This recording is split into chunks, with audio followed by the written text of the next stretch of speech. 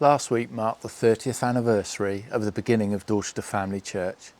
This is the church that Louise and I began attending not long after it started, and I remember our very first visit vividly. As we arrived at the small hall in Broadmain, I turned to Louise and I said, "Whatever you do, don't tell them where you live."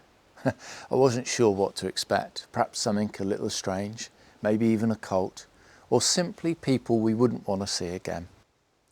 Any fears I had disappeared almost instantly. We were greeted by a small group of 12 people whose warmth and friendliness made us feel at home straight away. Over the years, that fellowship became such an important part of our early Christian journey, and it has continued to grow and flourish over the last 3 decades. What a privilege we had to be, in some small way, part of that exciting church plant.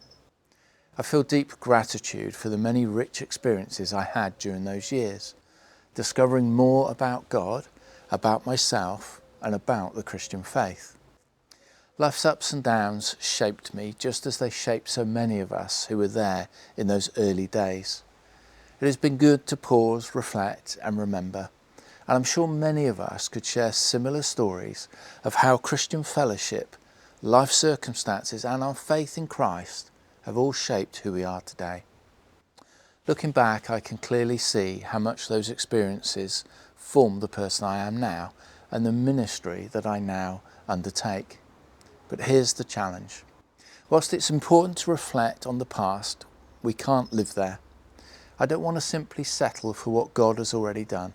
I long for new experiences, new lessons, and new opportunities to grow. However good the past was, it should always lead us towards something even greater. The Apostle Paul expressed this so powerfully when he wrote in 2 Timothy, "I have fought the good fight, I have finished the race, I have kept the faith." Finishing well is a constant theme in his letters, and it's a challenge for all believers to hold on to. Though church and faith may look different today than it did 30 years ago, what we experienced back then has equipped us for the present and the future. In a post-COVID world facing challenges and uncertainties, Paul's example still speaks to us. Let's be people who fight the good fight, not just taking part, but persevering until the race is complete. And whatever happens along the way, whatever disappointments or difficulties, let's be those that keep the faith. Ultimately, yesterday's experiences are not the end of the story.